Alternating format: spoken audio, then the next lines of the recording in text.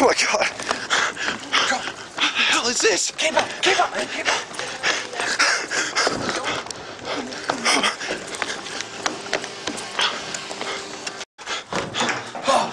This episode, we're going to take a dive into the dark and mysterious world of the Abyss. A world that will take you to the borders of your sanity and drag you kicking and screaming into the deep fear.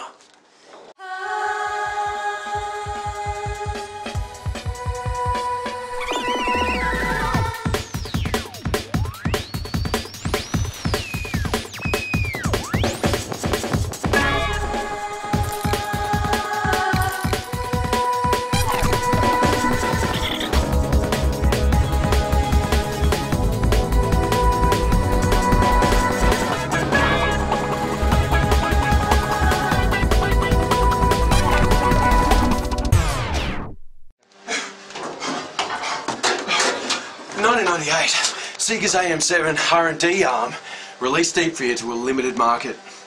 Initially it was released in Japan, and then later on it was released in the EU, to what would be described as a lukewarm response. This was probably due not only to the dominance of Sony, but also the fact that in those days they had such a limited budget for marketing that they couldn't promote their top shelf games. AM7 are also known as Overworks, and are well known for producing such classics as Shinobi, Streets of Rage, and Phantasy Star 2 and 4, as well as their excellent port of Sega Rally and their rushed attempt at Daytona USA. In addition, they've been responsible for Clockwork Knight on the Saturn and Skies of Arcadia on the Dreamcast. Our copy of Deep Fear is the Japanese import version, and by no means is it import friendly. Now what I mean is, it's understandable as the spoken dialogue is in English, but it seemed a little daunting at first as the text is in Japanese, leading you towards some serious head scratching when you stumble upon the riddles and items all listed in Japanese. At least as the game goes on though, it gets easier to get your head around it. Unless you have some sort of twisted desire to only watch the unfolding story, treating the gameplay as an annoying interlude between cutscenes, well, you're going to love this game. But on the other hand, if you actually enjoy buying a game because of its gameplay, well then this is one you may be better off giving a miss. Or, with no further ado, you get this, a walkthrough, and let me tell you folks, you're going to need it. If you can just get past the glaringly obvious similarities to Resident Evil, which to some extent just proves to us once again that imitation is the sincerest form of flattery, you may just enjoy this game. But there is no denying that AM7 showed absolutely no creativity when it came to this game's design. But in the end, I don't really think it hurt in any way. As most hardcore sci-fi horror gamers will tell you, if you produce it, they will play. With obvious nods to classic films and stories like The Abyss, Deep Fear takes place 300 meters under the Pacific Ocean in a US research facility known as the Big Table. You assume the role of John Mann, a retired Navy SEAL who left the service after the tragic death of his family. He is now working with a civilian rescue group known as the ERS, who are based in the facility. They're one of many civilian corporations who are granted access to the base to aid Navy budget cuts. An unidentified object has entered Earth's atmosphere, crashing into the sea within proximity of the base.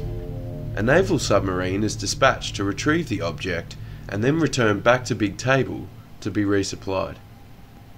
Shortly after being resupplied, for some unknown reason the sub ends up colliding into a section of the base known as the Navy area, which serves as the base's fueling and research facility. The base commander, known as Clancy, calls in a SEAL team as the primary rescue unit, but decides to send ERS members into the secret research facility to rescue an important doctor and re-attempt a connection back to the base. This is where the game starts. The player is generally subjected to morphing humans, alive or dead, whose one true goal is to generally disrupt, kill, and behave like very naughty boys. The player will need to deal with not only these naughty mutants, but flooded rooms, dwindling air supplies, and the all-round emotionless characters who just seem to leave you a little puzzled as to what their motives may be. Or it could just be the really bad voiceover work, and when we say bad, we mean really bad. The voice actors couldn't act their way out of a Saw movie. In a nutshell, what we have here is a semi-decent Resident Evil clone. You run around killing things, and when you're not killing them, you're trying to save them. Solve a few puzzles, find a few keys, and slaughter the odd boss or two. It's certainly no better than Resident Evil, so for the die-hard fans of this genre, if you can get your grubby little paws in this game, you might just enjoy it. But I can't help thinking just how many better horror suspense games there are out there. Just like Resident Evil, you're playing the game in a pre-rendered static background observed from various angles. Although the backgrounds are quite detailed, the character graphics could have been rendered a little better than what was displayed in the final product. But in the overall scheme of things, they seem to work quite well. And seriously, it's pretty hard to distinguish any real difference between Deep Fear and, say, a game like Resident Evil. Although, there are some hiccups in the game. For example, camera placement made moving around a little bit confusing at times. But look, there's nothing that I would say that is extremely detrimental to the general quality of the gameplay. Spanning 2 discs, this is one big game, even by 1998 standards. Of course, there is plenty of CG and cutscenes to keep you informed of the current status of gameplay, and it seems developers had finally learnt to take advantage of the CD-ROM medium. Well, this is where things go from so-so to brilliant.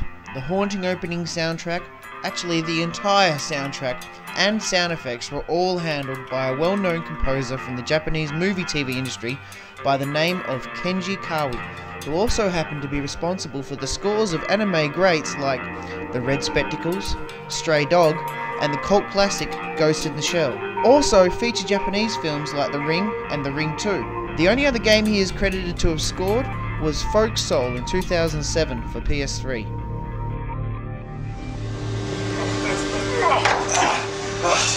The sound of this game is really nice. The little touches, the water dripping, the doors closing, the airlocks. I mean, even the monkey sounds great. Oh, except the voiceovers. God, what were they thinking? And given the fact that you play the game in relative silence, it's nice to be surprised by a well-placed sound effect or soundbite. Gives you that feeling of being completely immersed in isolation from the world.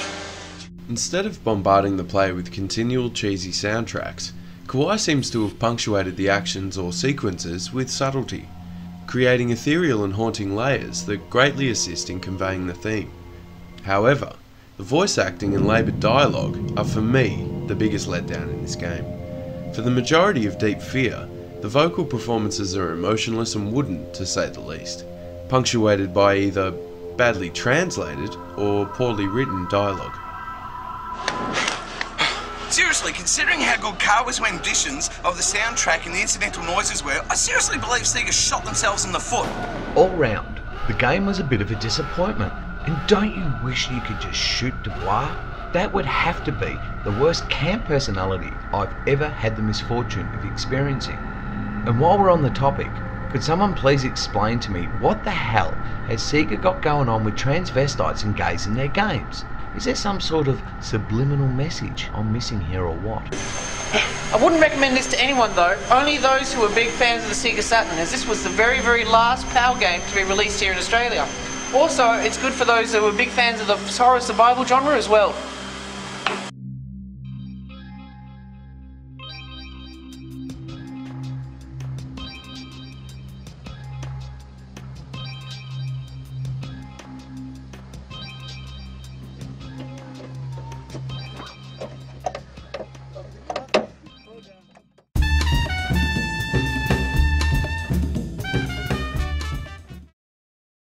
What is going on?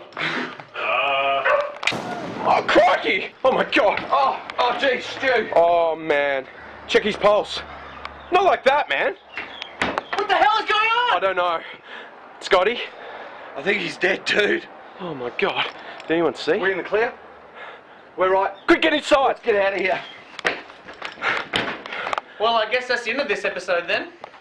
And on that note, we'd like to thank John, Bob and Peter at the HMAS Castlemaine Society for their kind assistance in letting us film this weekend. So we'll see you next episode. Bye for now. Later all. Anyway. Oh, what? Whoa! Whoa! Oh, God!